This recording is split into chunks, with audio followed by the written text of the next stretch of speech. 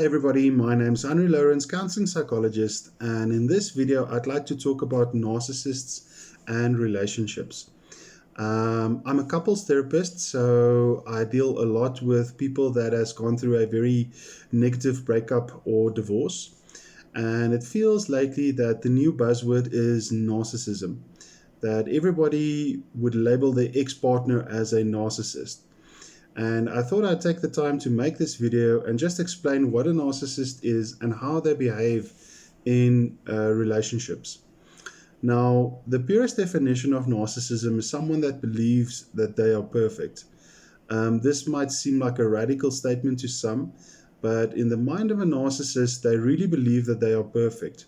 They exhibit this through their personal appearance as well as their intellectual capacity. So they always need to feel as though they're the best looking and most intelligent, special person in every social setting. And they want the world to reflect to them how perfect they are. That's why you would find that often people who try to dominate the conversation and make everything about themselves might be a narcissist.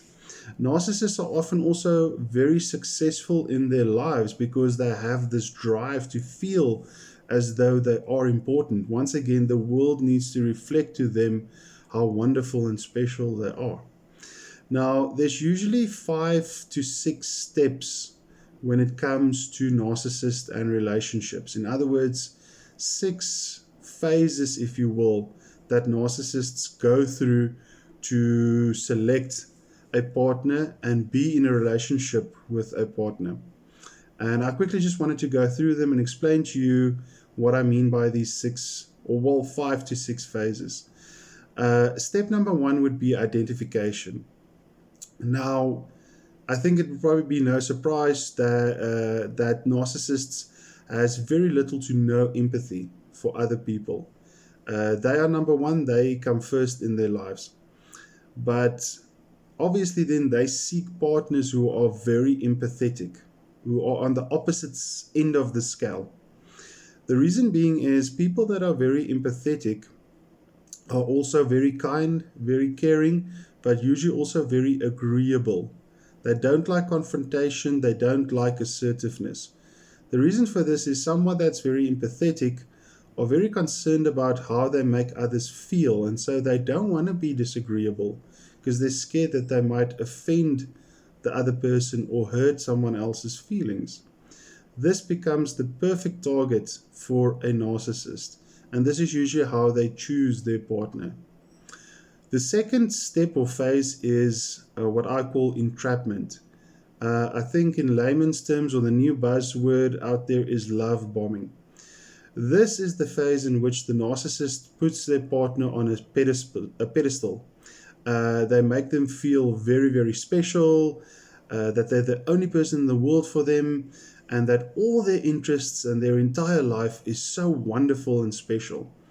Now, let's face it, who of us wouldn't want to have someone in our life telling us how wonderful we are, how special we are, that everything we do is so wonderful and so great. Now, narcissists are also very, very manipulative. And what they do is they adopt a false persona. They try and mimic or be the person that they think their partner wants them to be. So if they choose someone who's very spiritual, all of a sudden they become very spiritual. If they choose someone who's very outdoorsy, all of a sudden they become the camping master, the expert in the outdoors. So this phase is very, very insidious. The reason being is that the partner falls in love with someone who is not real. As I said, it is a false persona. Now, the third step is domination. Once the narcissist has put you up on a pedestal, now it's your turn to return the favor. Now you have to be extremely loyal and devoted to the narcissist, and they are not happy with anything but complete devotion to them. Now, domination consists of 3, let's call them sub-phases: control, devaluation, and isolation. So control means that the narcissist wants to feel in control, and you will have to do what they want to do. You go to the restaurant that they want to, you hang out with the people that they want to. And the narcissist would become very angry with you if you deviate from what they want. The second sub-step is devaluation. So the narcissist would actively engage in devaluing their partner. Everything is the partner's fault. Everything that goes wrong, any crisis in your life, in their lives, is your fault. Now, the payoff for devaluation is also that somebody that feels devalued, that has been in essence broken down, is also very easy to control. And then the third sub phase is isolation.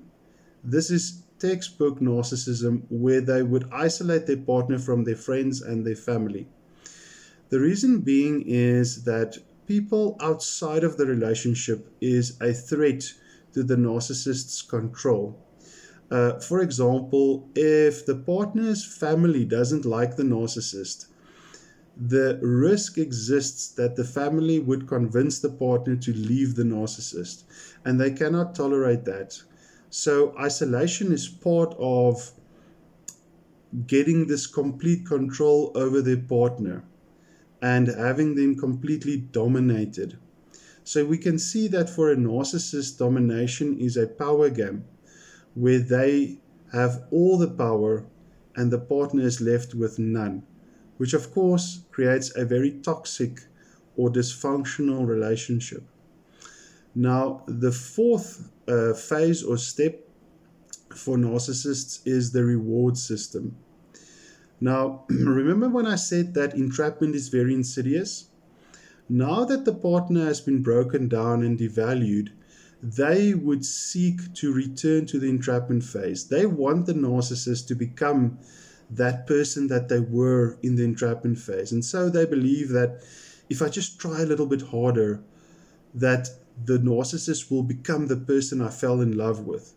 If I just buy her more clothes or jewelry, if I say yes to everything she wants, if I cook him a better meal, if I ensure that the house is spotless at all times, then this person would become the person they were in the entrapment phase. And of course, sometimes the narcissists can become that false persona, but it's always just for a brief moment. As I said, it's a false persona. It's not real. And of course, the partner tries and tries and tries their best, but then it just never happens. It just never goes back to where it was in the entrapment phase. And this can become heartbreaking for the partner when they start to realize that the relationship will never move back to the entrapment phase. And then, of course, the fifth phase or step is escape. Now, this means that the partner would want to escape the relationship. They've realized that the relationship is toxic for them and they want to leave the relationship. But remember, as I said, narcissists can be extremely manipulative. So when this happens, they would often beg the partner to stay. They would make false promises.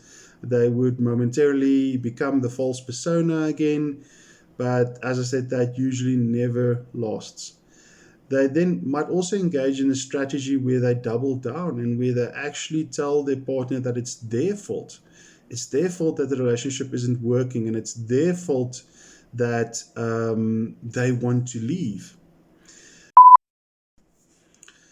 As I mentioned, these type of relationships is not sustainable, and it differs from person to person how long these relationships last, but eventually the partner would want to walk away from the relationship.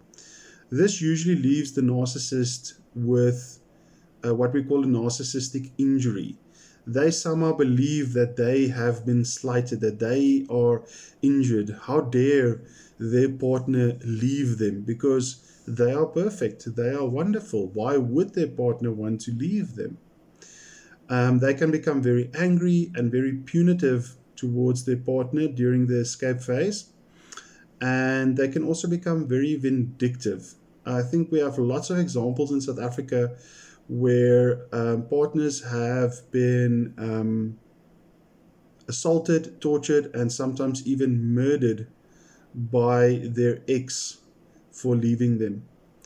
Now, there is a 6-step or phase or possibility, because what often happens is that the narcissist would become bored with the relationship, and then we find ourselves in the shelving phase. Now, the shelving phase simply means that the narcissist has become tired or bored of their partner, and so they shelve them and they want to move on to the next relationship. Remember, narcissists has virtually no empathy, so it would be very easy for them to simply walk away from the relationship. If you enjoyed this video, please consider to like and subscribe as I post new content regularly. You can also follow me on Facebook, and if you're interested in my practice and the services that I offer, you can also visit lawrence-psychologist.co.za.